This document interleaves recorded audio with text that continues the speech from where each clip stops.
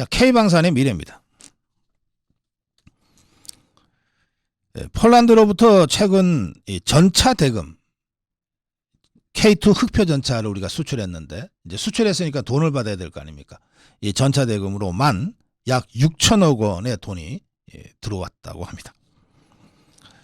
한국의 주력 품목인 반도체가 지금 15개월째 수출 부진으로 지금 무역 적자가 계속 쌓이고 있는데, 이런 상황에서 폴란드로 수출한 방산 잭팟이 가시화되면서 수출 가뭄 속에 한 줄기 담비 같은 역할을 하고 있다는 얘기입니다.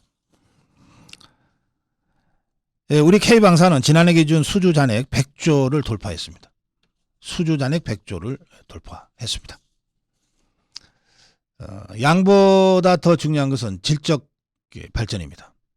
K방산의 수출 질도 눈에 띄게 달라졌다는 겁니다. 2017년에 2종에 불과했던 수출 품목이 지난해 6개 종, 6종으로 늘었습니다. 수출 국가도 다변화돼서 그동안은 아시아 중동 국가 위주로 수출을 했는데, 이제는 폴란드가 상징적으로 보여주듯이 유럽이나 아프리카 등으로 K방산 수출 국가들도 늘었어요. 이건 무슨 얘기냐면, K방산의 수출 증가가 단기적 일시적 현상이 아니고 상당한 지속성을 갖는 앞으로의 정말 잠재력 큰 미래 시장으로 발전하고 있다는 뜻입니다. K방산이 흔히 우리가 제조업 한국을 얘기할 때 떠올리는 두 가지 산업 있죠. 반도체와 자동차. 이 반도체와 자동차 등과 어깨를 나란히 하는 새로운 전략 수출 품목, 수출 효자로 본격적으로 그 궤도에 올라타고 있다라고 평가할 수 있다, 이런 뜻입니다. K방산의 수출 품목은 탄약에서 전차, 자주포, 전투기, 잠수함 등으로 다양화되고 있고, 수출 국가 역시 아시아 중동 국가를 넘어서 유럽연합, EU 그리고 아프리카 등으로 확대되고, 절대적 숫자나 그 내용에 있어서 양질적인 발전을 계속하고 있습니다. 자, 왜 많은 나라들이 대한민국의 무기를 관심을 갖고 사려고 할까요? K방산을 찾는 이유는 크게 세 가지로 분석이 됩니다. 첫째, 가성비. 성능은 다른 나라 무기와 비슷하면서도 가격은 굉장히 싸다는 거예요.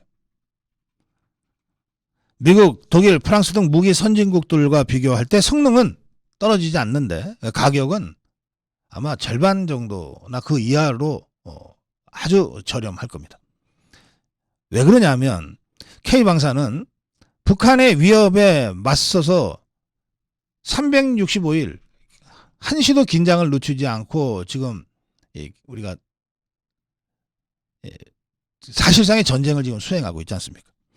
이런 특수한 안보 환경에서 K방산은 꼭 수출이 아니더라도 대한민국의 생존을 위해서라도 지속적으로 연구개발 투자를 함으로써 세계 최고 수준의 성능과 가격 경쟁력을 확보하고 있고, 앞으로도 계속 확보가 될 것이라는 겁니다.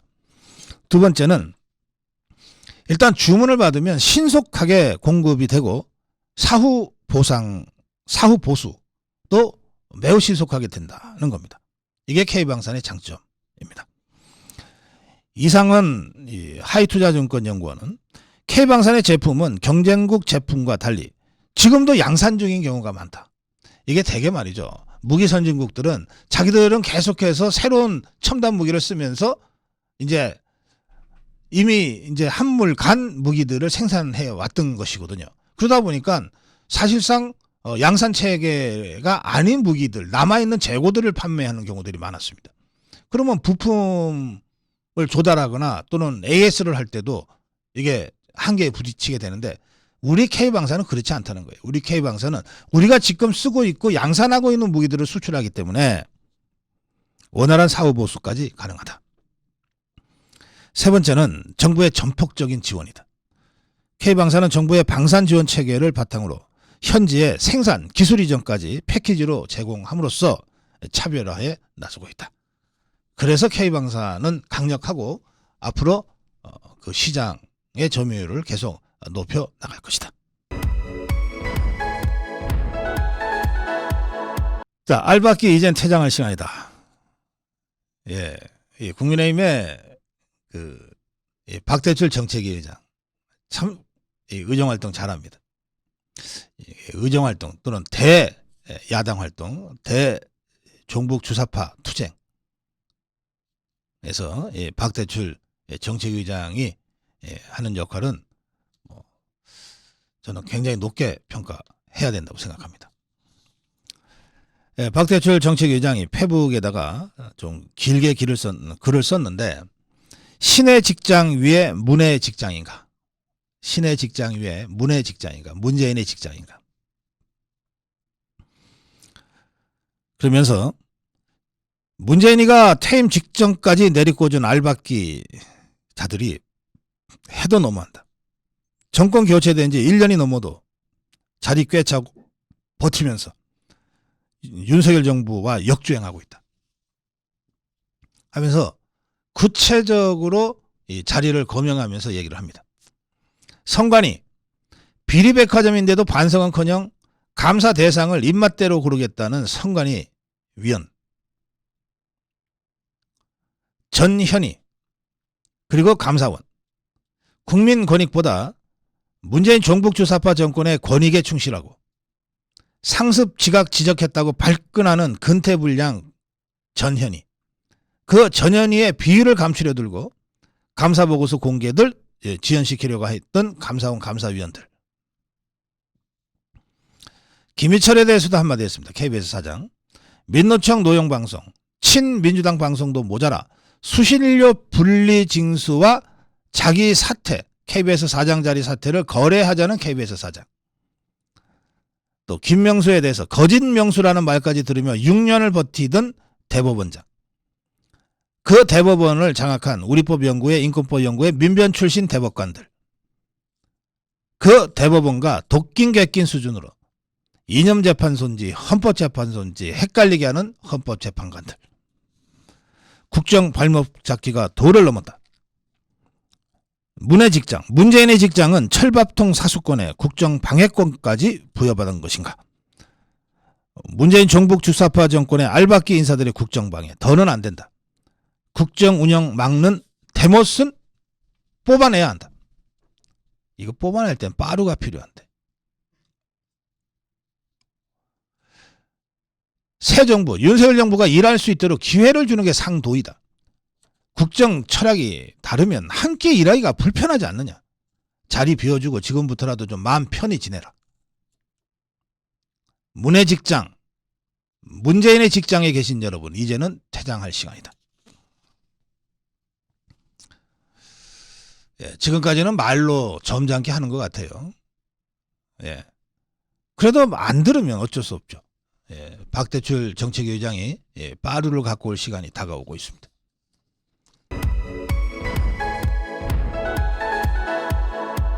이런 실수는 있을 수 없다.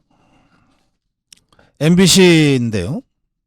MBC 뉴스 외전 8일자 방송에서 윤석열 대통령이 청와대 영빈관에서 주재한 반도체 국가전략회의에 나온 발언을 세 문장짜리 단신으로 전하는 상황이었습니다. 이 단신 원고를 안모라는 아나운서가 읽었습니다. 단신을 읽는다는 뜻은 뭐냐면, 아나운서는 원고 보고 읽고 화면에는 자료 화면이 이렇게 뜬다는 뜻입니다. 그런데 이 안모라는 자, 윤석열 대통령이 반도체 경쟁은 산업전쟁이자 국가총력전, 민관 즉 정부, 민간과 정부가 원팀으로 머리를 맞대고 도전과제를 헤쳐나가야 한다고 밝혔습니다.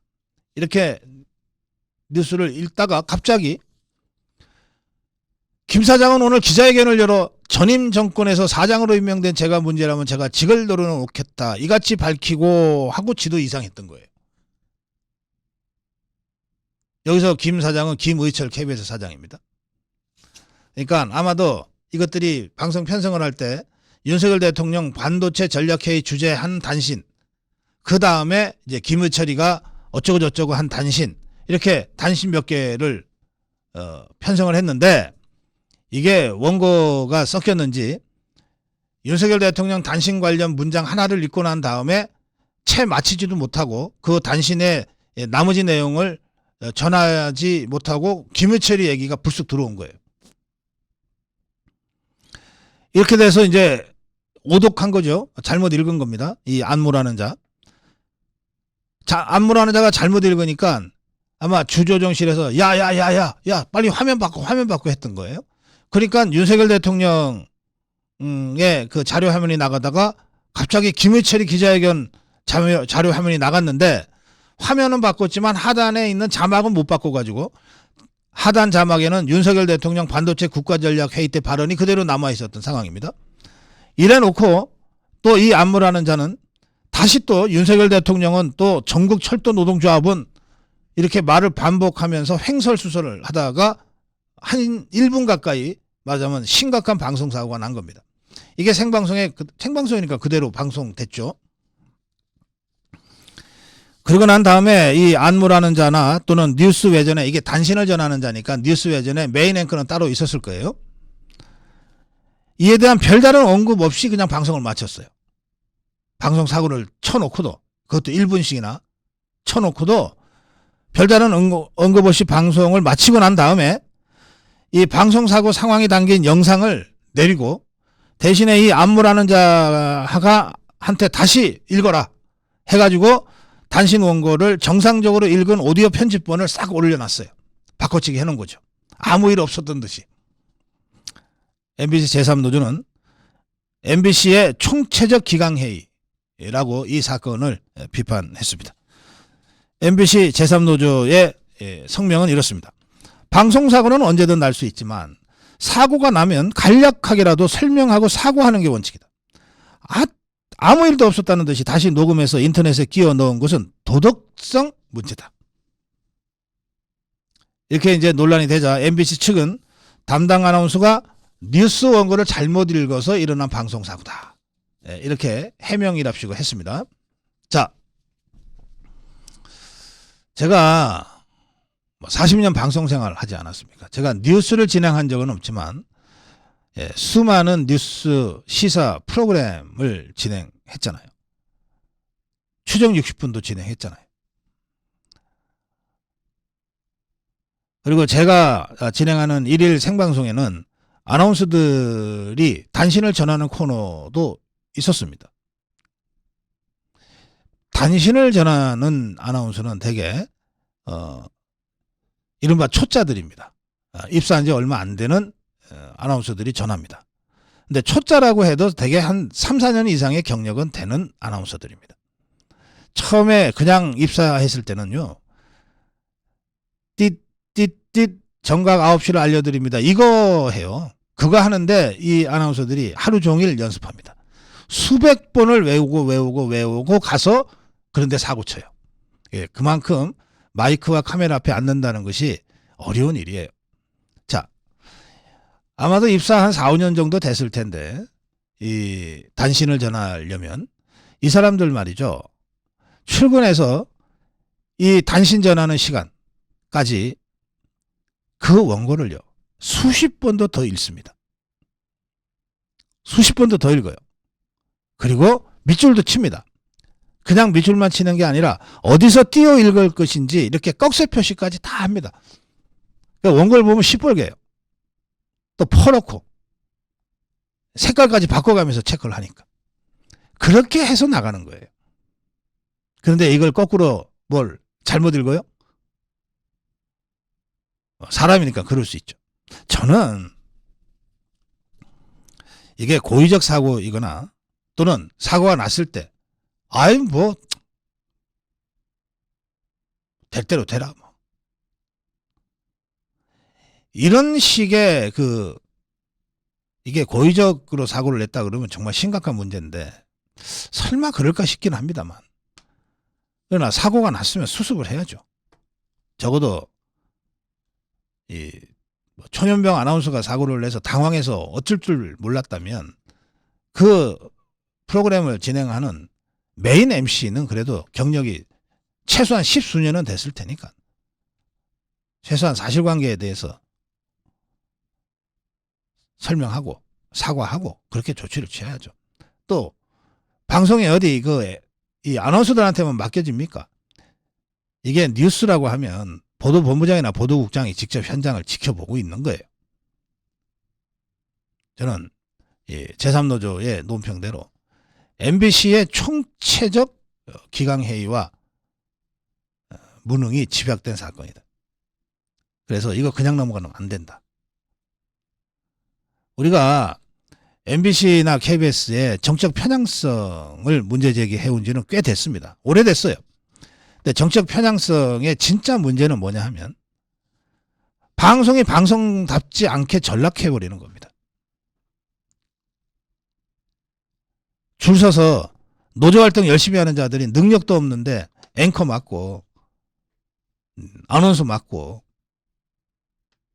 이런 무능한 자들이 판을 치게 되면서 방송의 질이 떨어지는 것이에요. 정책 편향성 그 자체도 문제지만 정책 편향성으로 인해서 방송의 질이 전반적으로 하향하는 겁니다.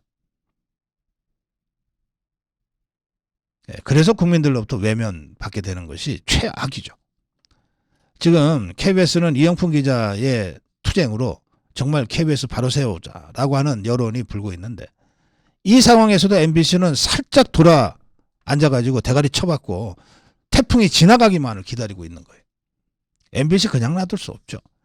KBS보다 어떤 면에서 훨씬 더 심각한 게 MBC입니다. 잘 알지 않습니까?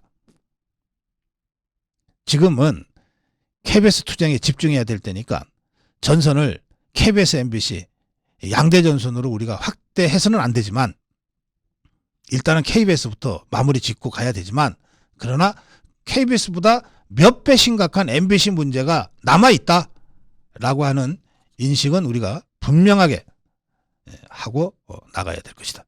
그런 말씀 제가 드립니다. 외국인 건보와 투표권이 상호주의 위배된다. 이거 바로 잡아야 되겠다. 정부가 나섰습니다. 영주권자의 지방선거 투표권, 건강보험 적용 등 한중 양국 간 상호주의 원칙이 지켜지지 않는 사례들이 있다. 이에 대한 본격적인 대응을 해나가겠다. 여권 핵심 관계자는 상호 존중과 상호주의 외교 원칙은 중국뿐 아니라 어느 나라에도 모두 적용되는 것이다. 한중 간 영주권자의 지방선거 투표권, 그리고 건강보험 적용 등 여러 분야에서 상호주의 원칙이 지켜지지 않는 사례들이 있다.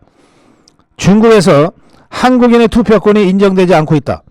이에 반해 국내에서는 2005년 8월 법 개정으로 20년 가까이 영주권자에게 투표권이 부여되고 있다. 지난해 3월 기준 지방선거 투표권을 가진 외국인 12만 6,668명 중에서 9만 9,969명, 78.9%가 중국 국적이다. 영주권자의 지방선거 투표권을 제한하는 공직선거법 개정안을 이미 발의된 바가 있습니다. 국민의힘의 권성동 의원인데요. 중국은 대한민국 내정에 간섭할 수 있는 현실적 수단을 갖고 있다. 현행 선거 방식은 특정 지역에 집중된 외국인의 거주 양상과 결합되면 외국인 투표권이 민의를 왜곡할 여지도 있다. 이게 중국 국적을 갖고 있는 사람들이 집단적으로 모여 사는 수도권의 몇몇 군데는 실제로 이 자들이 지방선거 때 몰표를 주면 투표의 결과를 바꿀 수도 있다. 이런 뜻입니다. 또 정부는 중국에서는 한국인들에게 건강보험이 적용되지 않는데 한국에서는 이 건강보험이 적용이 되기 때문에 중국인들이 엄청난 혜택을 보고 있다고 하는 점도 이 상호주의 원칙에 지켜지지 않는 대표적 사례다라고 지적했습니다. 건강보험 급여로 혜택을 받은 외국인 대다수가 중국인이고 그간 무임승차 의료 쇼핑 등 논란이 제기돼 왔는데 지난해 7월 기준으로 그전 5년간 외국인 건강보험 중 중국인 적자가 모두 3,952억 원에 이르는 것으로 조사된 바가 있습니다. 4천억 가까운 세금이 이 중국인들 의료 서비스로 제공됐다는 겁니다. 이 또한 상호주의에 맞지 않습니다. 상호주의에 맞지 않는 것은 어떻게 해야 되는가? 간단합니다. 폐기해야 됩니다. 우리도 안 하면 됩니다.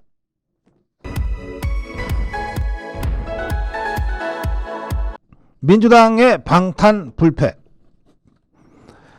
돈봉투 살포 의혹으로 윤관석, 이성만이가 어제 체포동의안이 국회에 제출됐는데 표결에 붙여졌는데 부결됐습니다.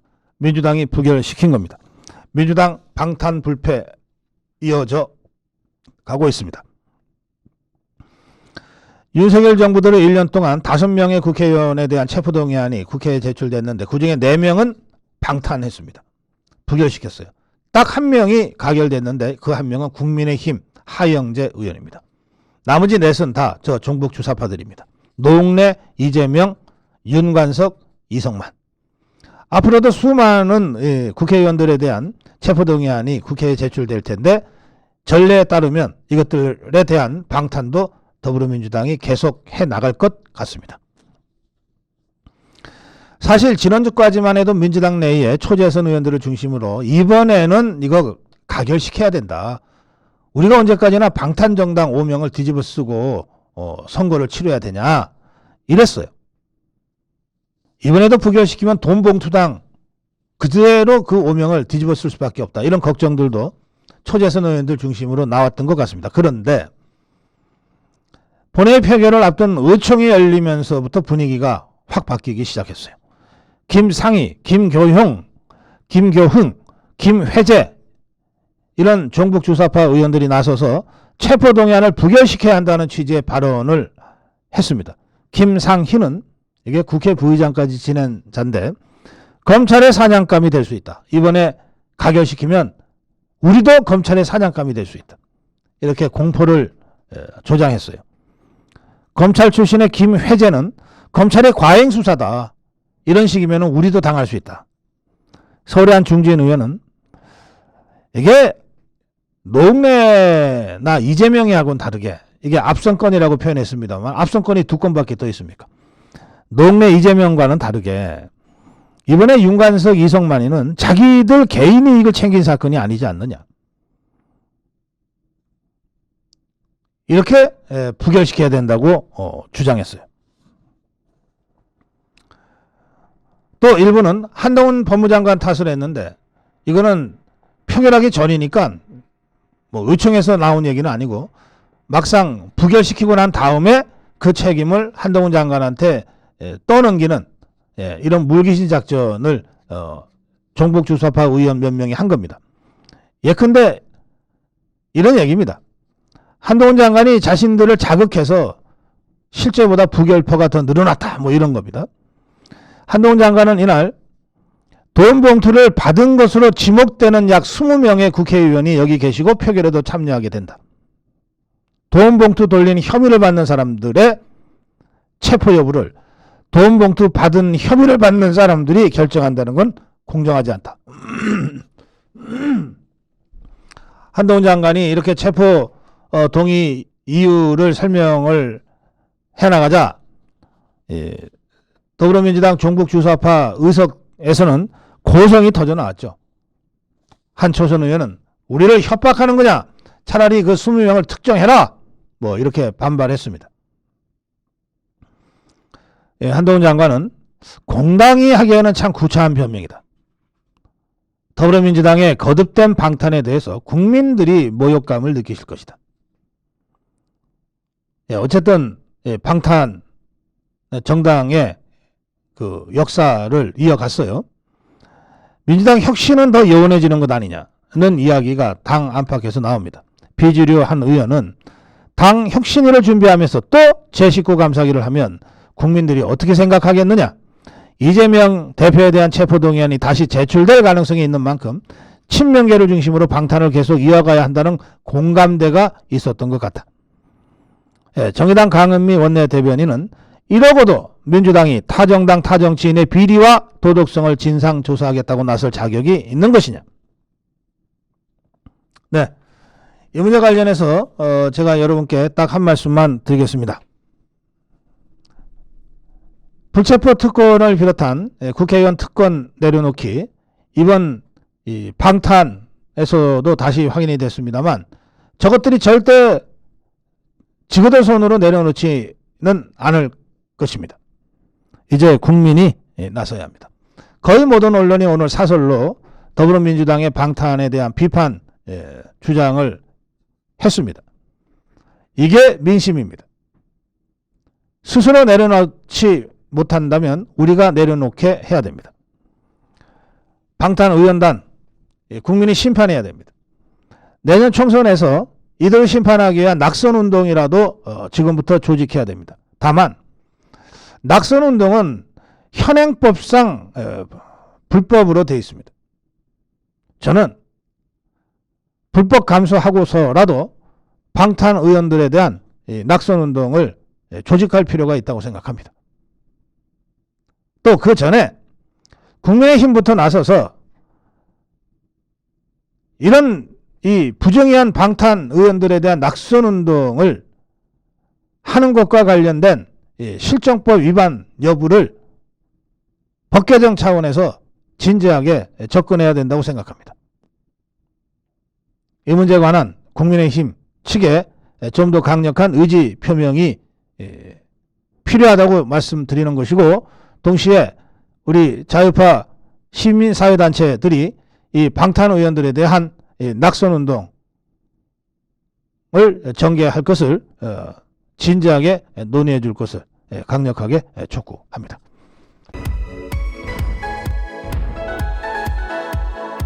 부패 카르텔을 철저히 부술 것이다. 윤석열 대통령은 문재인 정부에서 연간 2조 원 가까이 늘어난 민간단체 보조금에 대해서 지난 정부 때 제대로 된 감시, 감독 시스템이 없어서 도덕적 해이와 혈세 누수가 만연했다. 보조금 관리 투명성을 확보해야 하겠다. 그래서 정부는 대통령의 뜻에 따라 국고보조금 사업에서 회계법인 등 외부 감사를 받아야만 하는, 의무적으로 외부 감사를 받아야만 하는 대상 기준을 지금까지 3억 원 이상 보조금 받는 단체를 1억 원 이상 받는 단체로 대폭 강화했습니다. 또 윤석열 대통령은 민간단체 보조금을 비롯해 전국 시도교육청 17곳에 나눠주는 지방교육 재정교부금의 부정사용까지 언급했습니다. 부정과 비리의 토양이 됐다. 국민 혈세가 정치 포퓰리즘의 먹잇감이 되고 지난 정부에서만 국가 채무가 400조 원 쌓였다. 이는 납세자에 대한 사기 행위이며 미래 세대에 대한 착취 행위다. 부정과 부패의 이권 카르텔은 반드시 부숴야 한다. 보조금 선정과 집행을 관리 감독하는 각 부처를 향해서도 무사한 일에 빠져 관행적으로 집행해 온 것은 아닌지 통렬히 반성해야 한다. 무분별하게 늘어난 보조금 예산을 전면 재검토해 내년도 예산부터 반영해야 한다. 보조금 예산을 제로 베이스에서 점검하고 비리, 부정 보조금은 근원적으로 차단해야 한다. 정당의 정치 활동에는 국고 보조금이 지원되지만 민간단체의 정치 운동에 왜 보조금이 나가야 하느냐. 그러면서 올해 102조 3천억 원에 달하는 국고 보조금의 대대적 수수를 강하게 주문했습니다. 문재인 종북 주사파 정권 초기인 2017년에 59조, 60조였던 국고 보조금 규모가 그동안 42조 넘게 급증한 겁니다. 5년 동안에. 국고 보조금을 1억 원 넘게 받는 기업, 의무적으로 외부 감사 받도록 하는 보조금 관리법 시행령 일부 개정령안이 국무회의에서 의결됐습니다. 이렇게 됨으로써 외부 검증 대상 사업은 그동안 9,000건 3억 원 이상 기준으로 할 경우에 9,000건이었는데 1억 원 이상으로 할 경우에는 4만 건으로 대폭 늘어납니다. 향후 부정비비가 발생할 경우 사업자뿐 아니라 담당 공직자들에게도 책임을 물어야 한다. 윤석열 대통령은 이렇게 해서 절약한 돈 어디다 쓸 거냐? 취약계층을 보호하거나 초급 간부, 군 초급 간부 처우 개선 등에 사용하겠다. 혈세는 열악한 환경 속에서도 묵묵히 헌신하는 초급사관, 부사관 처우를 개선하는 등 꼭 필요한 곳에 쓸 수 있도록 하겠다. 이렇게 의지를 다짐했습니다.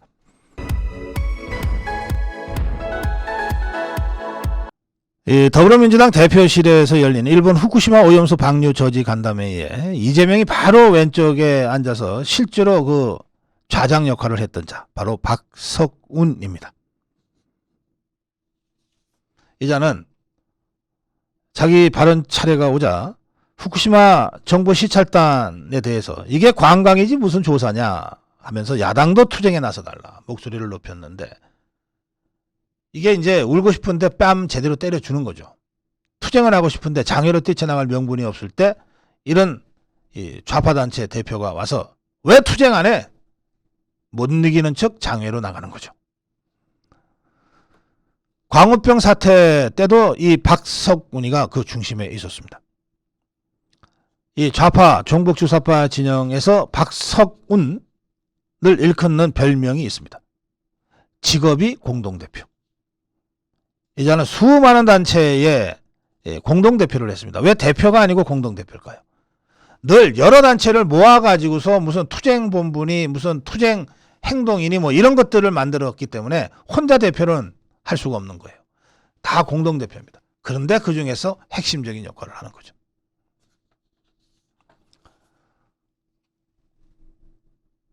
이번에 후쿠시마 오염수 가지고서 지금 어떻게든 대정부 투쟁에 불을 붙이려고 하고 있는 이 공동 주사파들, 종북 주사파들 508개 시민단체를 끌어모았는데 그 중에 보니까 195개 단체가 광우병 때 참여했던 단체들입니다. 광우병을 주도했던 게 박석운이고 지금 후쿠시마를 주도하고 있는 것도 박석운입니다. 끌어모은 단체들도 다 박석운이가 전화 한 통화하면은 알겠습니다 하고 달려올 단체들입니다. 박석운이는 노란봉투법 있죠. 그 불법 파업 조장법 이거 관련해서 지난해 국회 간담회를 민주당이 열었을 때도 바로 이재명 바로 옆에 앉아서 좌장 역할을 했습니다. 또 이 박석운이가 불법 파업 조장법 관철시켜야 된다 그러면서 국회 앞에서 농성을 할 때는 또 이재명이가 그 농성 텐트로 찾아가기도 합니다. 그런가 하면 이태원 사고 시민대책위원회 공동대표 합니다. 직업이 공동대표라니까. 고 양회동시 건설노조 그 분신회 그 노동자 추모 집회 이때도 윤석열 정권 퇴진 노조 탄압 분쇄 하면서 선동합니다. 이 박석운 박근혜 대통령 그 탄핵시킬 때도 공동대표합니다. 그런데 이 박석운이가 이재명이하고 아주 특별한 관계입니다. 이재명이가 성남시장으로 있을 때 성남시 의료원 설립을 추진했는데 이때 의료원 초대 이사로 박석운이를 선임했어요. 오랜만에 아마 공동대표 떼고 이사가 됐던 걸 겁니다. 이게 2016년이니까 적어도 2016년부터는 이재명이하고 아주 밀착됐다고 볼 수 있겠죠. 그 이전부터 잘 알았으니까 초대 의료원의 이사를 시켰겠지만 그러면 벌써 어떻게 됩니까? 최소한 10년 가까이 그야말로 정치적 동지 관계로 맺어오고 있는 거죠. 국민의힘 쪽에서는 박석운이야 워낙 유명한 전문 시위꾼이니까 여기저기 다 등장해도 그러려니 하는데 다만 이재명과 박석운의 그 밀접한 관계만은 좀 주목해야 한다. 뭐 이런 정도 논평을 내고 있습니다. 지금 이래경인가 하는 자가 혁신위원장에 임명됐다가 9시간 만에 물러나고 난 다음에 후임 혁신위원장을 뭐 오늘 중에 발표한다고 그러는데 나오는 면면들이 뭐 그야말로 한심하기 짝이 없는 자들입니다. 그래서 제가 언뜻 생각이 들었어요. 아니 이래경이보다 더 괜찮은 자가 있는데 왜 그 뭐 별로 허접한 자들을 혁신위원장을 하려고 그러지? 박석운이야말로 이재명이가 의지할 만한 혁신위원장 아니냐. 예. 시위꾼 박석운, 더불어민주당 혁신위원장 어떤가? 지금이라도 이재명이가 다시 한번 생각하길 바랍니다. 이래경이보다 더 낫다니까 박석운이가.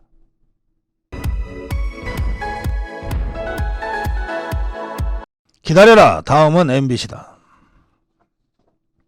지금 KBS 바로 세우기 이영풍 기자의 투쟁이 점점 더 많은 국민적 관심을 모으고 있습니다.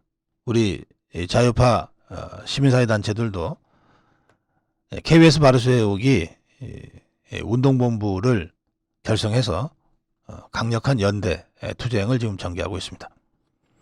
일단 KBS부터 처리하고 그리고 MBC를 이제 바로 세워야 될 순서인데 지금 MBC에서 계속해서 황당한 방송사고들이 나오고 있습니다. 더 황당한 것은 방송사고가 난 이후의 MBC의 태도입니다. 이번엔 또 무슨 방송사고냐? 6월 12일 12시에 방송된 12시 MBC 뉴스. 여기에 이제 돈봉투 의혹 윤관석, 이성만 체포한 표결 기사에서 국민의힘의 윤재옥 원내대표의 발언이 나가는 화면이 나갔어요.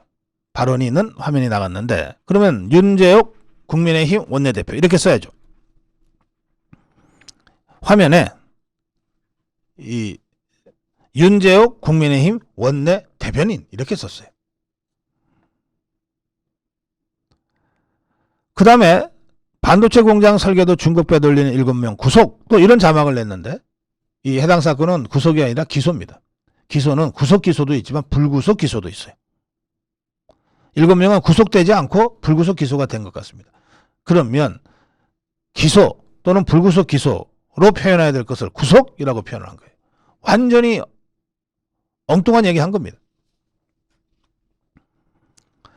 자, 윤재옥 원내대표를 윤재옥 원내대변인이라고 틀린 직함을 쓴 이 화면은 12시 MBC 뉴스에 나가고 오후 1시 50분에 시작하는 뉴스 외전에도 그대로 나갔어요. 이것들은 점검도 안 해요. 그러니까. 또 7명 구속 오보는 오후 5시 뉴스에도 똑같이 틀린 자막이 그대로 방송됐습니다.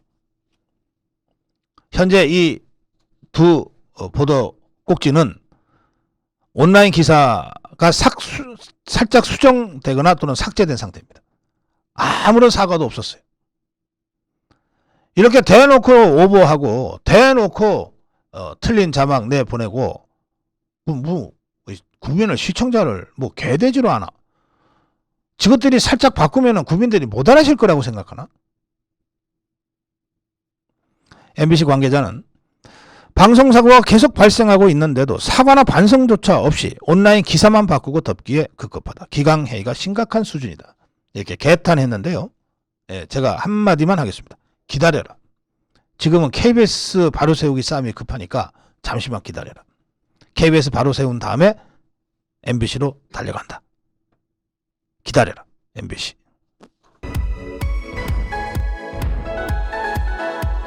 문재인의 관종 정치. 문재인이가 말이죠.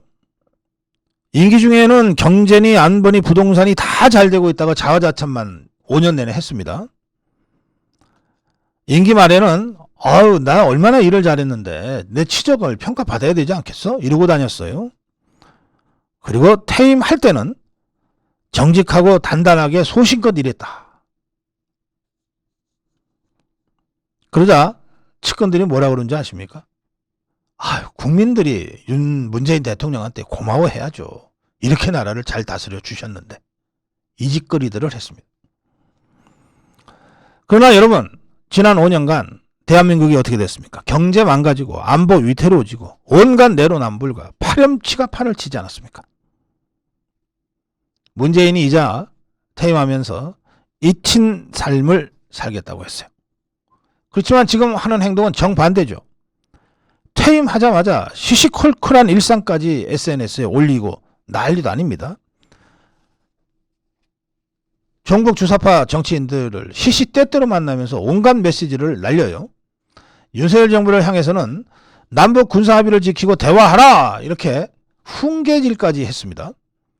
감사원의 서면조사에 대해서는 무례하다 또 이렇게 꾸짖었어요.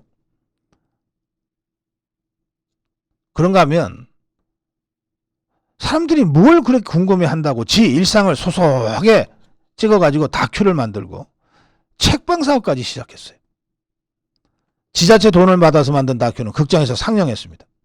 매일 수천 명씩 양산 책방에 온다는데 평산.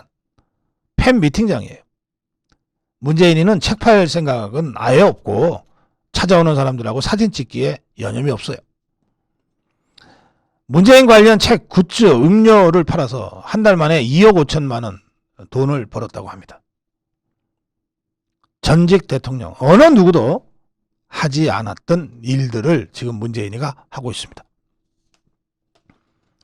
총선에 출마하려는 자들은 전부 평산 서점에 가서 문재인이한테 눈도장 찍고 인증샷 찍습니다.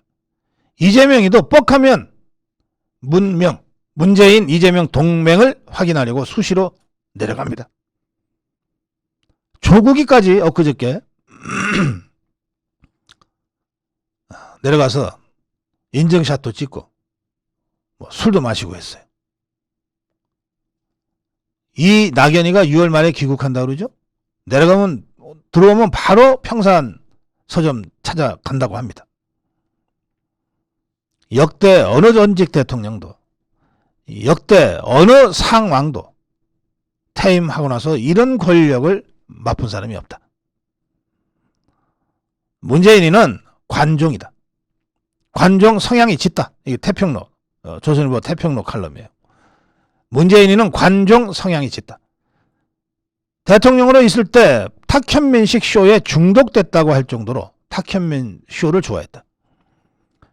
퇴임 후에도 노출 빈도가 역대급이다.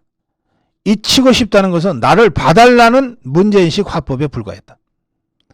문재인은 잘못했다고 말하지 않는다. 항상 자신이 옳다고 생각한다.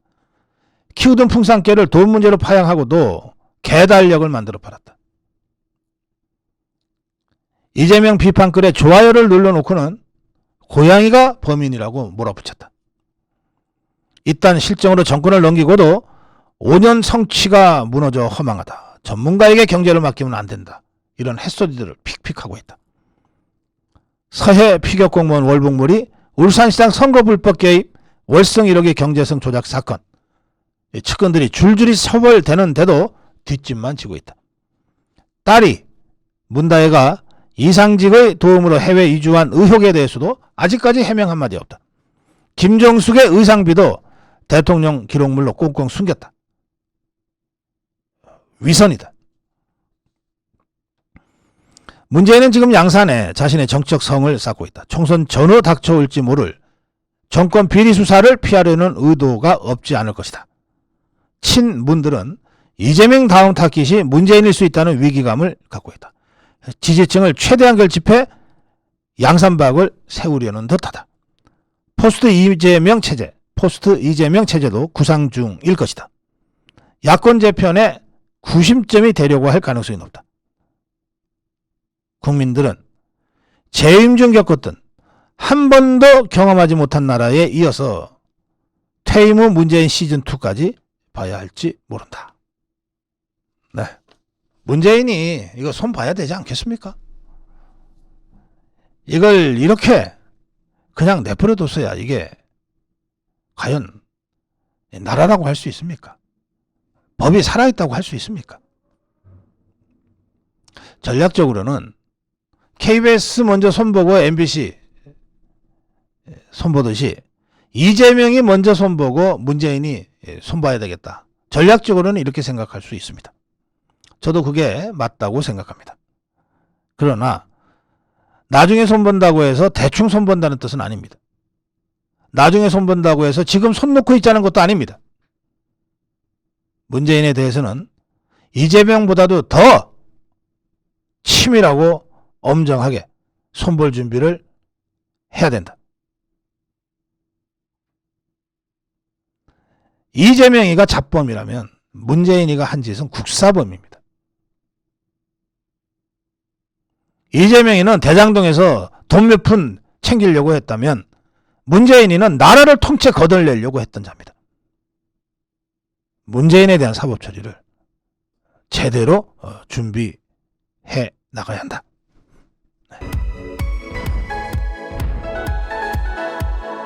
네, 먼저 고개 숙일 일 아니다. 더불어민주당 국회의원 5명이 이 와중에 중국의 외교부의 초청을 받아서 중국 놀러 가지 않았습니까? 이것들은 놀러 갔다 그러면 엄청 화를 내겠지만 먼저 간 5명, 6월 12일에서 15일 오늘 돌아오는군요. 일정으로 중국을 간 더불어민주당 종북주사파 국회의원들 5명은 민생경제위기대책위원회 소속입니다. 이게 뭐 당 기구겠죠. 국회 기구도 아니에요. 지그들끼리 놀러 간 거예요. 김태년, 홍익표, 고용진, 홍기원, 홍성국.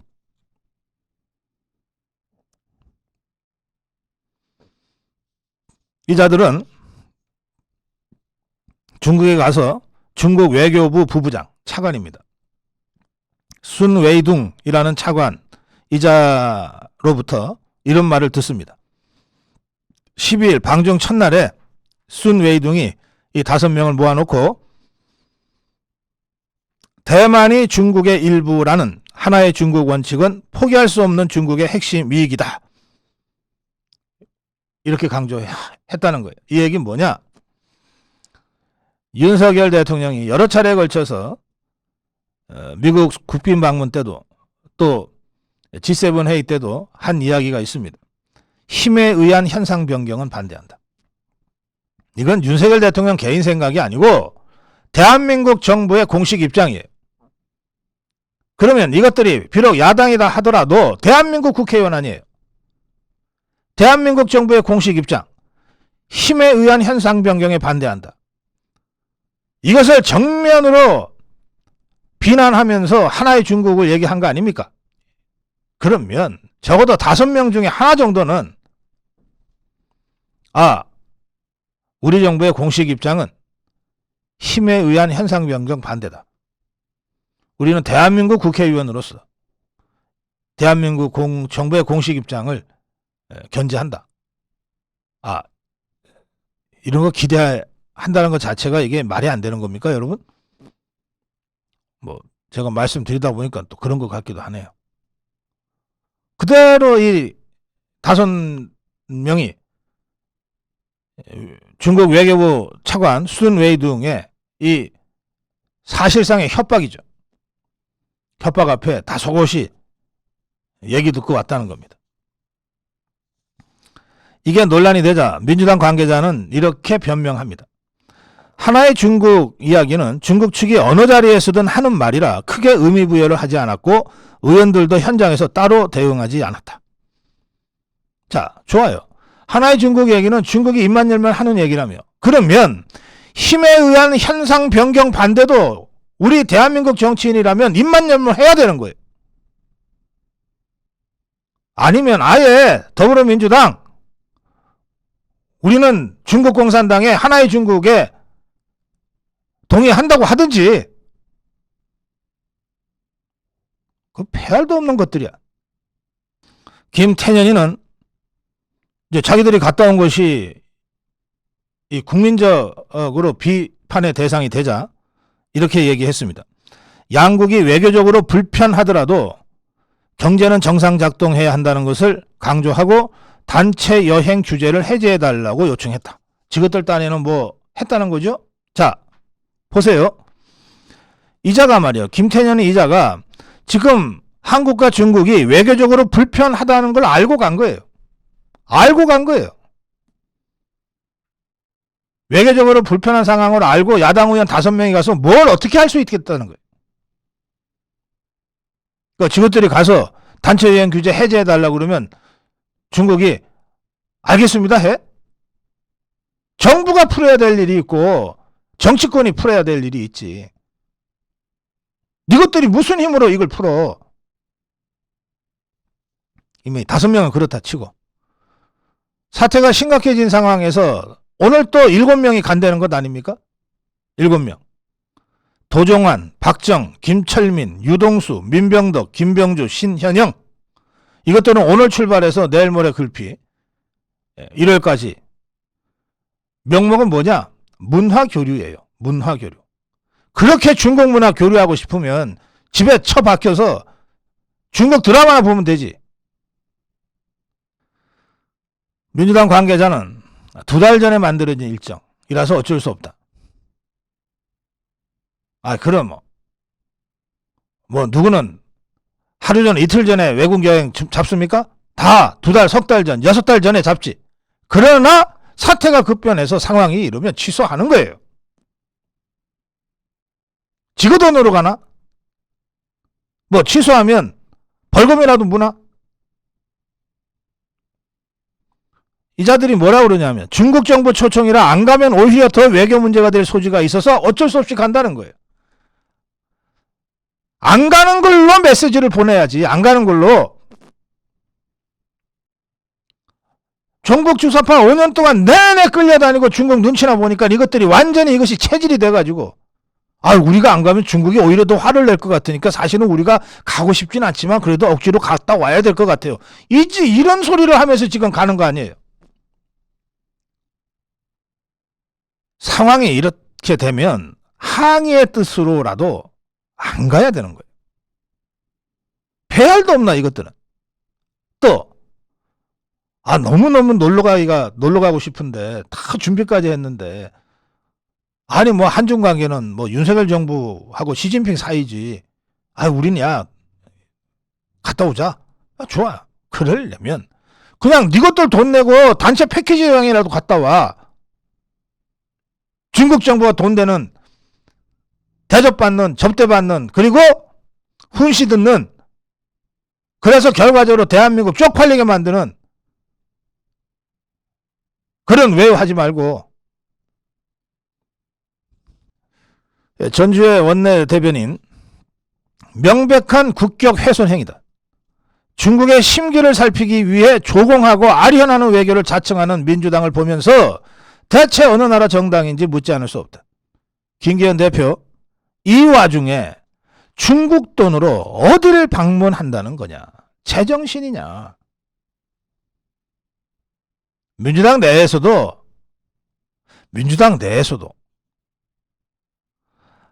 이 상황이 이런데 굳이 중국을 찾아가서 또 비난받고 다니네. 저것들 정말 정신 못 차리고 있네. 라는 비판이 나오고 있습니다. 자, 그런데 이미 가 있는 것들이나 오늘 중국 가는 비행기 탄다고 들떠 있을 이 7명의 이 종북 주사파 것들, 이것들한테 조태용 국가안보실장이 한 말은 일종의 가이드라인이 될 수 있습니다. 조태용 국가안보실장은 싱이라는 자의 발언 논란에 대해서 한중 관계의 건강한 발전에 도움이 안 되고 역행하는 그런 일들은 앞으로 없어야 한다. 그러면서 한중 관계와 관련해서는 상호 존중과 공동이익 두 가지 핵심 키워드를 중심에 놓고 한중 관계를 발전시켜 나가야 한다. 상호 존중과 공동이익. 이번 이 싱이라는 자의 이 발언 사태는 상호 존중이 없기 때문에, 상호 존중을 부정하고 있기 때문에 논란이 된 겁니다. 상호 존중과 공동이익, 이것이 한중 관계의 키워드다. 기자들이 하여튼 그래도 싱에 대해서 계속 질문을 하자 조태용 실장이 점잖게 한마디 합니다. 기자 여러분, 제가 대한민국 국가안보실장입니다. 우리나라 외교 안보를 총괄 조정해 나가는 자리를 맡고 있는 사람입니다.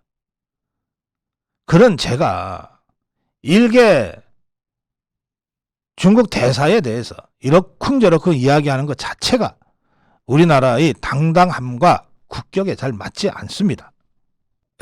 아이고 참네 정말.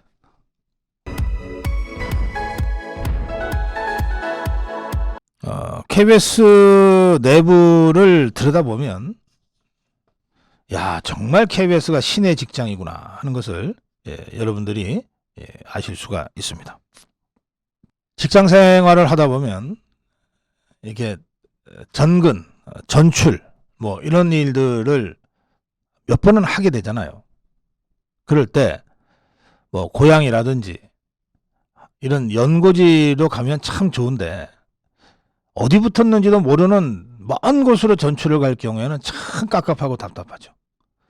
그래서 그것 때문에 중간에 사표를 내는 셀러리맨들도 꽤 있죠.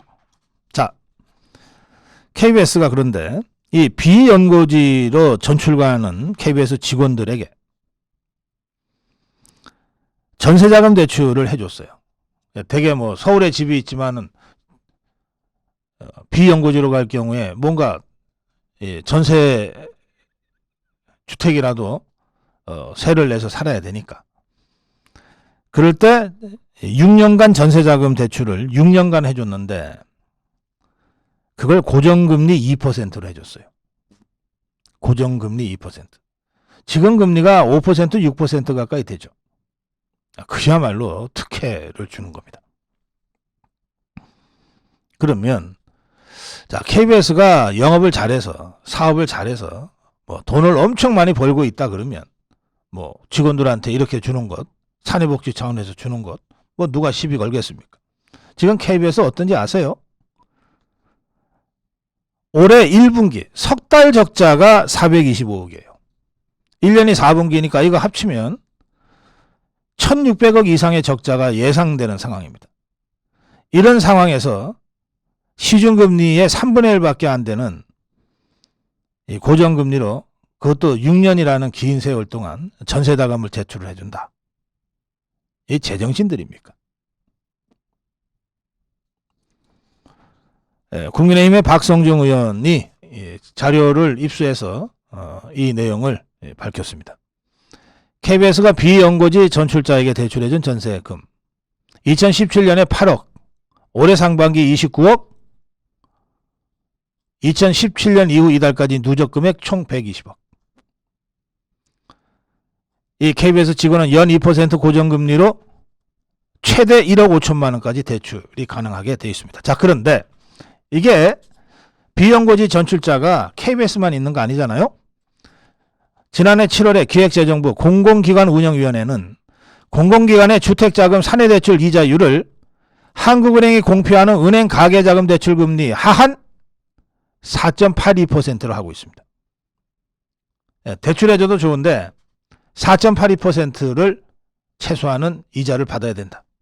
대출 한도는 7천만 원까지다. 지방에 가는 거니까 대개. 대출 한도는 7천만 원이다. 그러니까 이 KBS는 기획재정부 공공기관운영위원회의 가이드라인을 하나도 지키지 않고 개무시하면서 지그들끼리 돈잔치를 한 겁니다. 박성중 의원은 이 사실을 밝히면서 KBS가 매일 4억 7천만 원씩 꼬박꼬박 손실을 보고 있음에도 억대 고액 연봉자는 계속 증가하고 있다. 이런 상황에서 2% 저금리 전세금 대출 대여가 말이 되나? KBS 수신료를 갖고 이 짓을 하고 있는 것 아니냐? 지금 KBS 수신료 분리징수를 법적으로 전개하고 있지만 분리징수가 아니라 아예 영구 폐지 운동을 해야 된다. 수신료 안 받고도 이 짓을 할 수 있을지 한번 보자. 너네 돈 갖고 너네가 땀 흘려 일해서 번 돈 가지고 그렇게 뭐 퍼주기 하는 것까지야 뭐라고 안 하겠다. 왜 국민이 내는 세금과 같은 수신료 갖고 이렇게 돈잔치를 하냐. 이럴 바에야 차라리 수신료를 아예 폐지해버리자. 이게 박성중 의원의 주장입니다. 그런데 KBS는 이제 이 문제가 제기되자 KBS는 공공기관이 아니니까 기획재정부 공공기관운영위원회 가이드라인을 따를 필요가 없다. 이런 주장하고 있습니다. 아, KBS가 공공기관이 아니라서?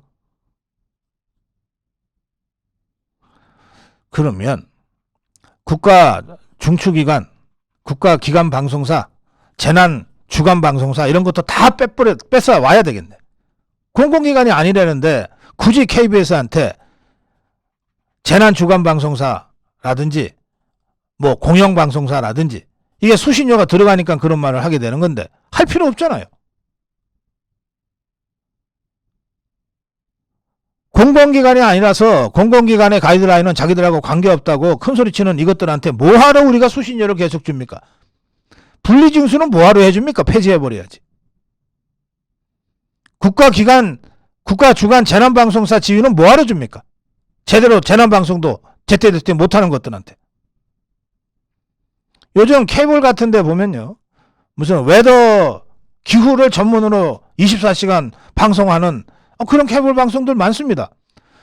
재난을 전문으로 하는 방송, 케이블 방송 하나 설립해서 그쪽으로 재난 관련해서 다 줘버리면 돼요. 왜 굳이 그것이 KBS여야 합니까? 그것도 공공기관이 아니되니까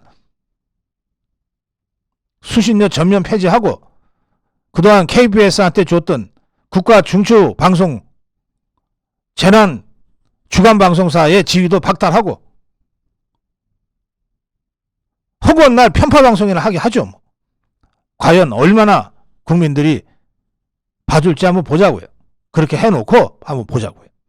진짜 공정하게 경쟁을 해서도 살아남을 수 있을 정도로 공정하고 콘텐츠의 질을 확보할 수 있는지 한번 보잔 말이에요. 이것들이 공영방송사로서의 모든 특혜는 수십 년간 누려와 놓고 최소한의 도덕적 기준도 책임지지 않겠다고 하는 것 아닙니까?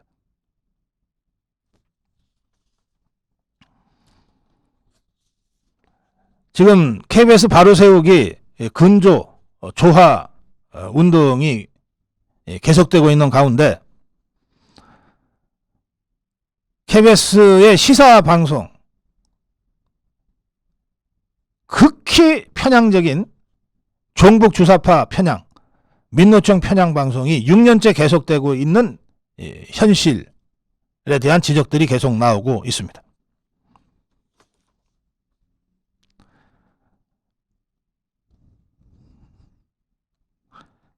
문재인 종북 주사파 정권 시절에 정말 듣보잡이던 것들이 KBS를 스물스물 기어들어가서 프로그램 하나씩들 꿰찼습니다.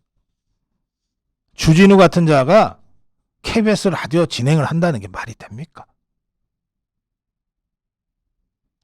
아무리 시사 프로그램 진행을 개나 소나 다 하는 시대라고는 하지만 그래도 개도 말이에요. 개도 똥개가 있고 명견이 있잖아. 소도 한우가 있고 저 어디 정말 근본 없는 그런 소들도 있잖아. 좀 가려가면서 해야지. 개나 소나 다 하는 시대를 하더라도. 주진우, 무슨 최경영, 뭐 더 라이브 한둘이 아니잖아요. 최초로 공정언론 국민연대 대표는 최초로는 KBS 추정 60분 PD 출신이에요. KBS를 누구보다도 사랑하는 KBS맨입니다. 이렇게 얘기했습니다. 아무 거리낌 없이 특정 정치 집단을 편드는 방송이 지난 6년 동안 이어져 왔다. KBS는 편파 불공정 보도로 수신료에 상응하는 가치를 제공하지 못한 것에 대한 반성과 개선책부터 내놓아야 한다. 아마 KBS맨들, KBS를 누구보다 사랑하고 자부심을 갖는 KBS 직원들은 최초로 대표의 이런 통렬한 반성 촉구에 다들 공감할 겁니다. 어제입니다. 어제 KBS 아나운서 협회, 경영협회, 영상제작협회 등 세 협회 공동으로 공영방송의 미래를 위해 김의철은 퇴진하라 이런 성명이 나왔습니다. 위기의 본질은 공영방송의 책무와 역할을 제대로 못해 국민의 신뢰를 받지 못하고 분리징수라는 최대 위기에도 국민의 도움을 받지 못하는 고립무원 상황이다. 민노총, 언론노조, 현 김의철 경영진 이것들은 지금 추진하고 있는 수신료 징수, 분리징수, 수신료, KBS 수신료 분리징수 방침을 부당한 방송 장악 음모로 지금 몰아가려고 하고 있어요. 그러나 KBS 직원들 내부에서조차 그런 거 아니다. 위기는 우리가 자초한 것 아니냐. 이 위기를 직시하자. KBS 임직원 전용 내부 게시판에 실명으로 올라온 글 중에는 이런 글들이 있습니다. 도대체 이념이 뭐고 진영이 뭐길래 뻔히 보이는 구조조정에 남은 사람마저 박봉에 시달리고 제방, 삼방, 사방하는 허접한 회사가 되길 원하는 거냐. 김의철이를 비롯한 현 집행부 빨리 사퇴하고 KBS 환골탈태 쇄신의 길로 가야 된다. 그래야 살 수 있다. 안 그러면 다 죽는다. 이 얘기를 올렸습니다. 편파보도와 콘텐츠 경쟁력 하락이라는 최대의 위기의 최대 당사자일 수 있는 기자협회, PD협회는 왜 보이지 않느냐. 편파보도, 콘텐츠 경쟁력 하락이라는 위기의 최대 당사자, 가장 책임있는 기자협회, PD협회는 왜 이 상황에서 보이지 않느냐.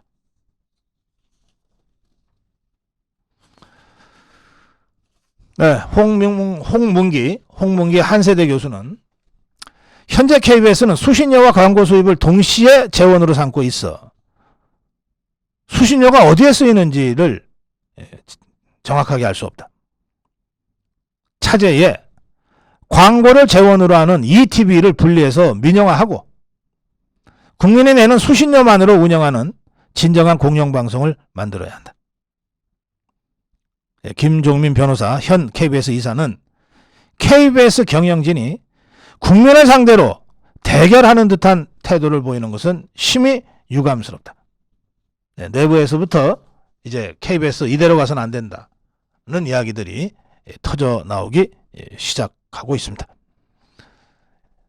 시청자 여러분, 아미고 회원 여러분, 저희 고성국TV도 KBS 바로 세우기 국민운동에 적극 참여하고 있습니다.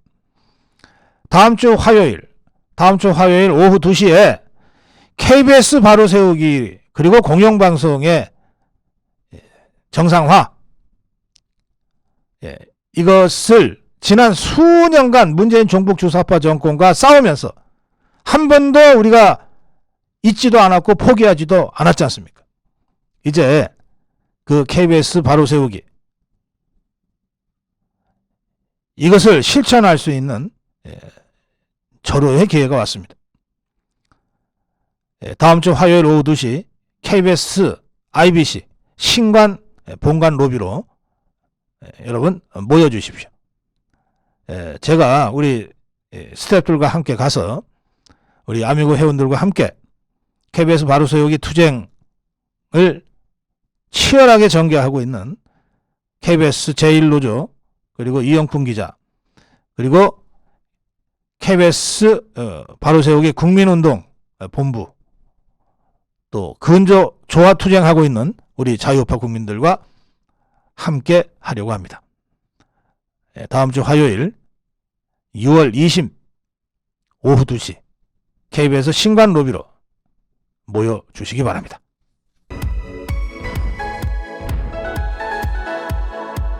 네, 한덕수 총리 얘기입니다. 네, 어제 국회 교육사회문화 분야 대정부 질문에서 야당 의원들은 그 분신한 고 양회동 씨의 분신이 아니라 그 분신 현장에 함께 있었던 건설노조 부위원장의 매우 석연치 않은 행동을 문제 제기하고 합리적 의심이 있다고 제기한 원희룡 장관을 집중적으로 공격을 했습니다. 그랬는데 어제는 이 원희룡 장관이 전혀 물러서지 않고 사과 의사 없다, 그러면서 오히려 방청석에 그 양회동 씨의 유족들과 함께 있었던 이 부위원장을 지목하면서 지금도 생각이 안 나냐, 아무 생각이 안 난다고 이자가 경찰에서 진술을 했으니까 지금도 생각이 안 나냐, 이렇게 반론한 부분과 관련해서 어제는 한두수 총리를 상대로 원희룡 장관의 발언이 부적절하지 않았느냐라고 하는 공격을 이어갔습니다. 아니, 원희룡을 공격할 거면 원희룡을 직접 불러내서 공격을 하지 왜 한두수 총리한테 그걸 공격을 해? 자신 없는 것들이라 그랬겠죠. 고영인이란 자, 더불어민주당, 어제 원 장관이 여전히 동료의 행동이 석연치 않다고 하면서 사과를 끝내 안 했다. 원 장관은 잘못된 보도 내용에 근거해서 지금 노조가 죽음까지도 투쟁에 이용하려 한다는 부적절한 이미지를 극대화하려는 의도를 갖고 전반적인 표현을 했다. 이 정도면 원장관도 사과해야 하고 정부의 책임 있는 수장으로서 총리가 사과해야 한다. 이렇게 한덕수 총리를 세워놓고 원희룡 장관을 한참 비난한 다음에 한덕수 총리한테 묻습니다. 자, 그러자 한덕수 총리가 답변을 이렇게 합니다. 어제 국토부 장관이 분명히 얘기했다. 원장관이 해명했기 때문에 제가 이 부분에 대해서 왈가왈부하는 거 적절치 않다. 이 말 끝에는 뭐가 숨어 있냐? 아니, 원희룡 장관한테 문제를 제기하려면 원희룡 장관한테 직접 제기해라. 왜 나한테 그런 걸 묻냐? 이미 원희룡 장관이 정확하게 자신의 소신을 밝히지 않았느냐? 이런 뜻이 숨어 있는 거죠. 그저 더불어민주당의 이수진이라는 자가 있는데 이 자가 무리한 강압 수사가 양 열사, 이게 고 양회동 씨입니다. 죽음의 핵심 원인이다. 명백한 국가살인이다.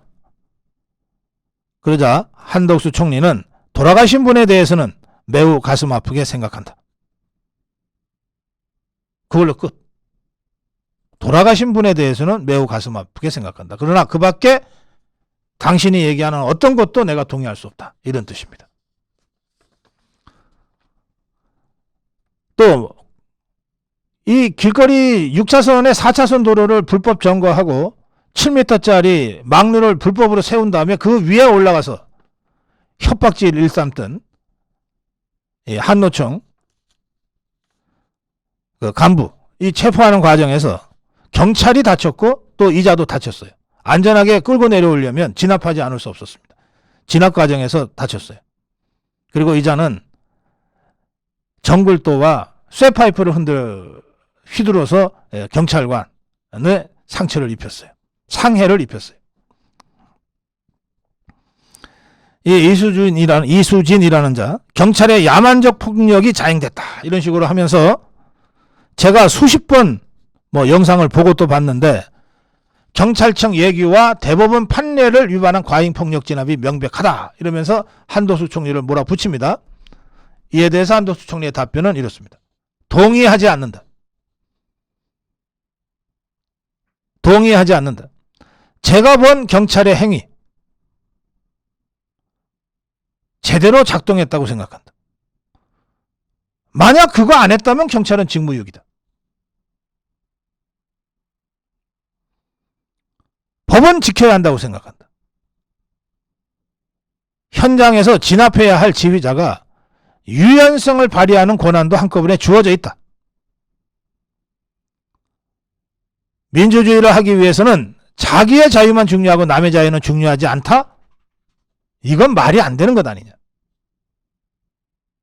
경찰은 제대로 작동했다. 이게 한덕수 총리의 아주 칼 같은 답변이었습니다. 대형 노조들 회계 공시 안 하면 앞으로 조합비 세액공제를 못 받게 하겠다. 고용노동부가 발표했습니다.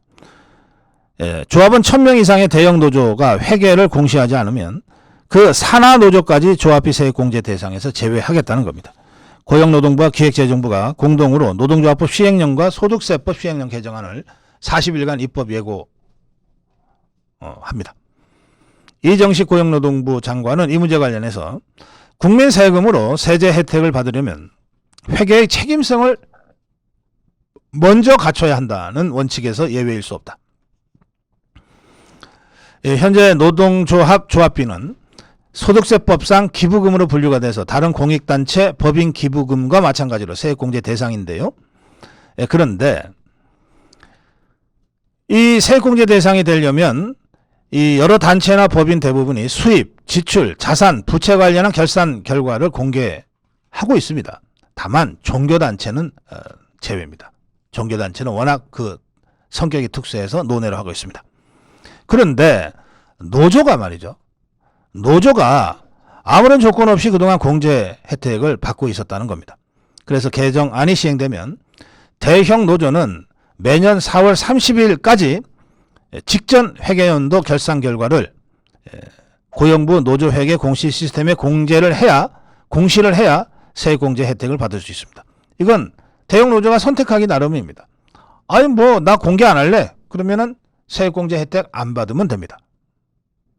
세액공제 혜택 받으려면 회계공시 하면 돼요. 그런데 한노총, 민노총 같은 이 상급 노조만이 아니라 회계공시를 안 해서 세액공제를 안 받겠다고 스스로 포기할 경우에는 그 산하 노조도 전부 다 세액공제 대상에서 제외되는 거죠. 알아서 하세요. 세액공제를 받으려면 그 전제 조건인 회계공시를 하라. 자, 너무나 당연한 이 조치에 대해서 한노총은 개정안의 목적이 지원이 아니라 협박이다 이러면서 정부를 비판하고 나섰습니다.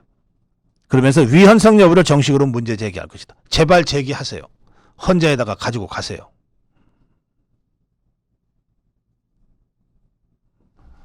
책임 없이 권한만 누리겠다고 하는 게 헌법에 맞는 건지 제발 헌재에 한번 물어보세요. 민노총은 법률의 위임과 근거 없이 노동기본권을 침해한 개정안이자 헌법과 노동관계법의 취지를 거스른 시행령이다. 입법 예고안을 폐기하라고 했는데 폐기하라고 주장하지 말고 헌재로 가져가세요. 위헌이라고 한노총처럼 주장하세요. 자신 있으면.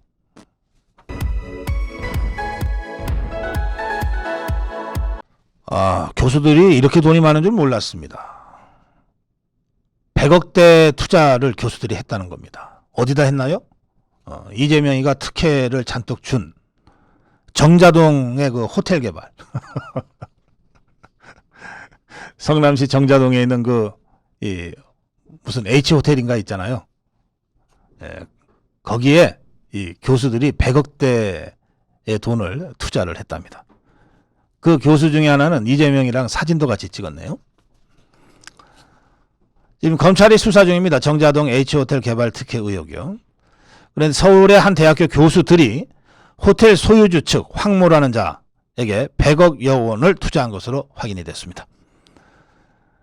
그리고 이 교수들 중에 하나는 시행사, 이 황모라는 자의 시행사와 성남시의 이재명이 간의 협약식에도 참석을 해서 사진도 같이 찍었습니다. H호텔의 소유주 황모 이자는 2015년 1월에 성남시와 호텔 개발에 대한 상호 협약을 체결하면서 수의 계약으로 사업권을 따냈습니다. 그리고 사업권을 따낸 기념으로 성남시청에서 협약식을 열고 이재명이하고 황모하고 황모의 아내하고 그리고 서울 소재대학교의 경영학과 박모라는 교수 4명이 참석해서 사진을 찍었어요. 이 박모라는 교수는 황모라는 자의 박사학위 논문 지도교수였다고 합니다. 이 황씨는 그 논문 후에 이 대학교의 겸임교수로 채용이 되기도 했어요. 이 박모라는 교수하고 이 황모라는 자가 아주 밀접한 인연 관계였던 것 같습니다. 이 황씨는 성남시에 숙박시설이 필요하다는 연구 용역 보고서를 내고 그리고 난 다음에 다른 용역 회사 이름으로 연구 용역 보고서를 내고 그리고 나서는 또 다른 이름의 시행사를 통해서 호텔 인허가를 받았어요. 지가 연구 용역 내고 지가 받은 거예요. 그리고 그 내용이 매우 특혜적 조항들이 많아서 지금 수사가 진행 중입니다. 자, 그런데 이 박모라는 교수는 같은 학과 경영학과의 동료 교수들에게 이 황모라는 자를 자기 제자였던 황모라는 자를 소개했어요. 술깨나 받아 먹었겠네. 보통 이렇게 제자가 교수들을 모시겠다 그러면 아주 건화하게 술 대접을 합니다. 무슨 포장마차 같은 데서 소주잔 기울이면서 하는 거 아닙니다. 참 이 학문한다는 자들이 말이죠. 자, 교수들은 이 황모라는 자를 소개받고 호텔 사업에 총 100억여 원을 투자했다고 합니다. 그런데 이 황모라는 자의 개발 시행사 자본금이 14억 원에 불과한 점을 고려하면 교수들이 100억 이상을 투자했다는 게 좀 이상하잖아요. 그래서 교수들이 뭔가 믿을 게 확실하다고 보고 여기 투자하면 무조건 번다고 보고 투자했지 않았겠느냐. 잔대가리 잘 돌리고 얍삽한 교수들이 그냥 했을 리는 없다. 아무리 황모라는 자를 믿었다 하더라도 뭔가 더 든든한 이 믿을 구석이 있었을 것이다. 그게 성남시와의 황모와 성남시 이재명 간의 유착관계 그리고 특혜 이런 것 아니었겠느냐라고 합리적 의심이 제기되는 겁니다. 이 황모가 성남시 인허가를 받았다는 점을 내세워 교수들로부터 돈을 조달했다라고 하는 게 이 황모라는 자의 회사에서 근무했던 전 직원의 진술입니다. 수원지검 성남지청 관계자는 모 대학 교수들의 호텔 사업 투자 의혹 사실을 인지하고 있다. 혐의 연관성을 검토할 계획이다. 그런가 하면 이 황모라는 자하고 같은 과 교수들을 연결해서 100억대 이상의 돈을 투자하게 만든 이 박모라는 교수 있죠. 이 자는 자신의 이름에 영문 이니셜을 딴 법인을 따로 만들어 가지고 지난 4월 2달 전부터 이 가족 명의로 이 호텔 안에 일부 상업시설에서 카페 영업을 하고 있답니다.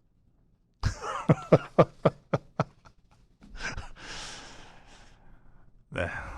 이자가 뭔가 무슨 저 좌파 시민단체 같은데 이름을 걸어놨을 가능성도 꽤 있습니다. 한번 제대로 살펴봐야 되겠어요. KBS 언론노조의 치졸한 대응. 그 KBS 더 라이브라고 하는 게 있는데요. 거기에 이준석이하고 송영길이가 섭외를 받고 출연하기로 됐다는 소식이 전해지자 국민의힘의 공정미디어위원회가 어제 성명을 냈습니다. KBS 더 라이브는 당장 이준석, 송영길 섭외를 취소하라. 송영길이는 전당대 돈봉투 사건이라는 중대 부패 비리 혐의로 현재 검찰 수사를 받고 있는 사람이다. 국민이 낸 수신료를 피의자 면죄부형 방송 제작에 쓰겠다는 것은 국민에 대한 도발 아니냐. 또 이준석이 이자 여러 정치적 언행을 통해 윤석열 대통령과 국민의힘 지도부에 대한 강한 불만과 비난을 서슴지 않고 표출해 오고 있다.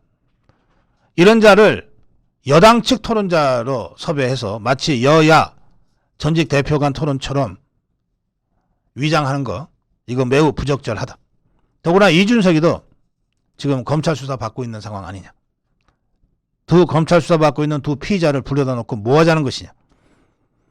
이런 사회적 파장과 논란이 충분히 예상됨에도 불구하고 KBS가 섭외를 강행했다는 사실에 분노하지 않을 수 없다. 국민들은 범죄 피의자 대국민 선동방송 보고 싶지 않다. 이렇게 성명을 냈지만 KBS 어떤 데입니까? 민노총이 꽉 장악하고 있는 노유형 방송입니다. 그래서 송영길이하고 이준석이를 불러 앉혀가지고 지그들 애초에 계획대로 프로그램을 만들었어요. 이준석이는 이 대담에서 국민의힘에 대해서 뭐 당이 안정화됐다고 하는데 사실 당이 죽었다고 하는 사람도 있다. 이렇게 당 비난을 서슴지 않았고, 송영길이는 국민의힘 민주당의 가장 큰 문제는 제대로 싸우지 않고 있는 것이다 라고 또 이재명이한테 화살을 돌렸습니다. 이런 수준의 허접한 쓰레기 같은 대담이 공영방송 KBS에서 나갔습니다. 집권당의 강력한 철회 요청 개무시 당했습니다. 자, 바로 이 KBS를 바로 세우자고 이영풍 기자가 투쟁을 시작했고, 우리 자유파 국민들이 연대하고 있습니다. 그리고 정부는 압도적 다수의 국민적 요구에 따라 KBS 수신료 한전 전기료와 분리 징수하는 방안을 추진하고 있습니다. KBS 수신료 폐지가 아니에요. 그냥 징수만 한전 전기료하고 KBS 수신료를 한꺼번에 엮어서 사실상 강제 징수했던 것을 이제 시청자의 선택에 맡기겠다. 처음부터 같이 징수할 이유가 없었던 것을 억지로 통합시켜 놨으니 이제 정상화 시키겠다. 한전 전기료는 전기료고 KBS 수신료는 수신료다. KBS가 열심히 방송을 해서 수신료를 더 열심히 받아가면 되는 거다. 이렇게 이제 분리 추진을 하고 있습니다.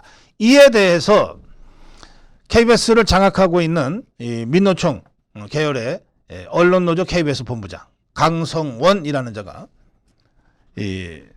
노조원들한테 본부장 편지라고 하는 메시지 글을 보냈습니다. 제목은 비상식에 맞서 집단지성으로 싸워갑시다.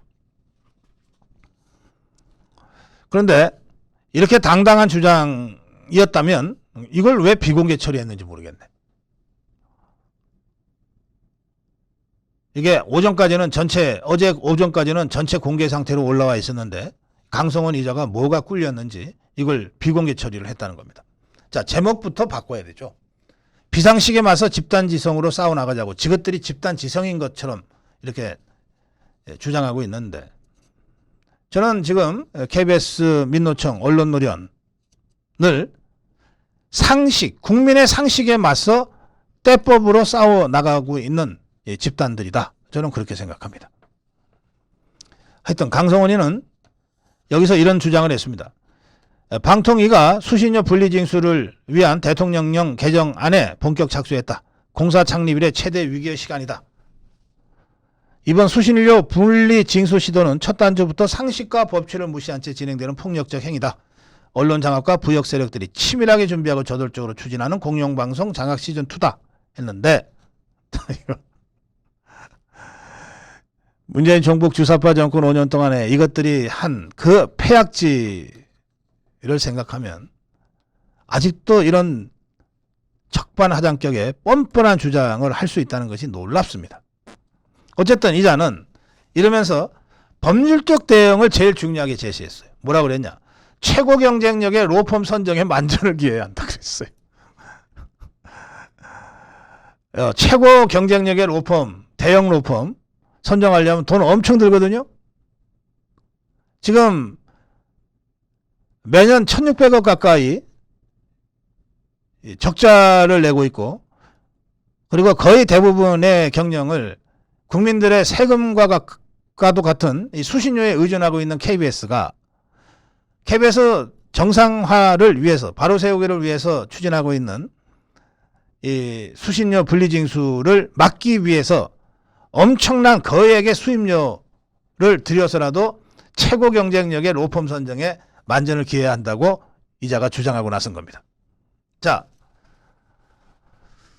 제가 알기로 우리나라의 최고의 로펌, 뭐 경쟁력이라고 하는 거는 계량화되기가 어려우니까 결국은 매출액이라든지 변호사 소속 변호사 숫자 같은 걸로 경쟁력을 할 수밖에 없는데 그러면 김앤장이나 태평양이나 뭐 이런 데겠죠. 뭐 제가 법조계는 잘 몰라서 일단 두 개만 귀에 익은 두 개만 얘기하겠습니다. 제가 김앤장과 태평양 로펌의 기후 삼아 미리 경고합니다. KBS 노조 민노총 언노련의 사주하에 KBS가 수신료 분리징수를 좌절 거부하기 위한 소송건을 제안해 왔을 때 그 돈 몇 푼에 넘어가서 이 사건을 수임한다면 그게 어디든 국민적 저항에 직면하게 될 겁니다. 사건도 가려가면서 맞는 것으로 저는 알고 있습니다. 잘 판단하십시오. 국민의 편에 설지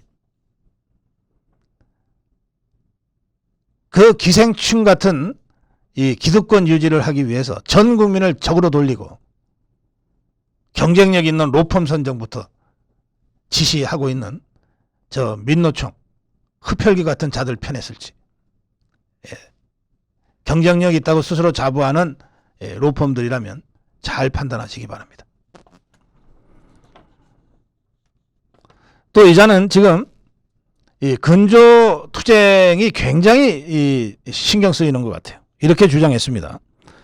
회사 외부는 정체를 알 수 없는 단체와 보수 성향 지지층에서 보낸 근저 화환이 둘러쳐지고 있다. 근저 화환 100개를 둘러치면 만장 200개로 덮어버리겠다. 이 만장은 좌파들이 집회할 때마다 들고 나오는 건데 근저 화환이 벌써 한 300개 가까이 넘었을 텐데 만장값도 이게 장난이 아닌데 그 돈도 다 수신료로 쓸 거냐 이것들이.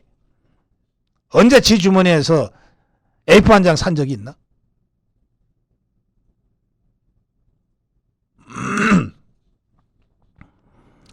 그리고 정체를 알 수 없는 단체라니. 우리 고성구 TV가 이영풍 기자 투쟁 현장에 지금 3번 갔다 왔습니다. 고성국 TV가 정체를 알 수 없는 단체야? 이것들아?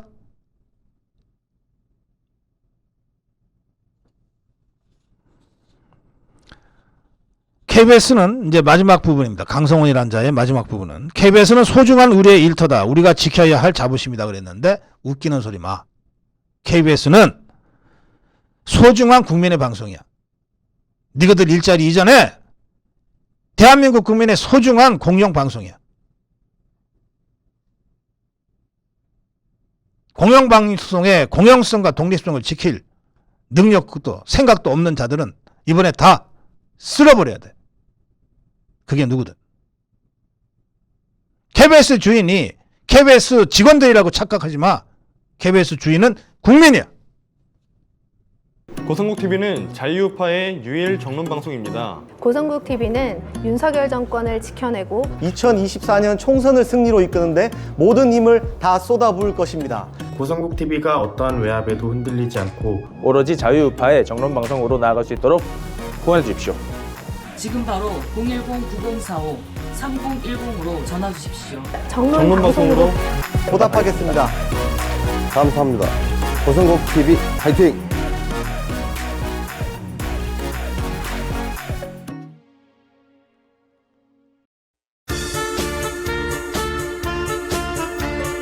함께하니 정말 좋구나. 나라 사랑하는 일이고 생각하고 생각해봐도 잘못된 걸 어떻게 하나. 해봤자 소용없다. 가만히 있으면 달라집니까. 한 번도 못 혼나라. 오면은 안 되는 세상. 이번엔 우리가 한다. 뭉쳐서 바꿔야 한다. 자유로운 우리의 나라. 아차하면 저들의 나라.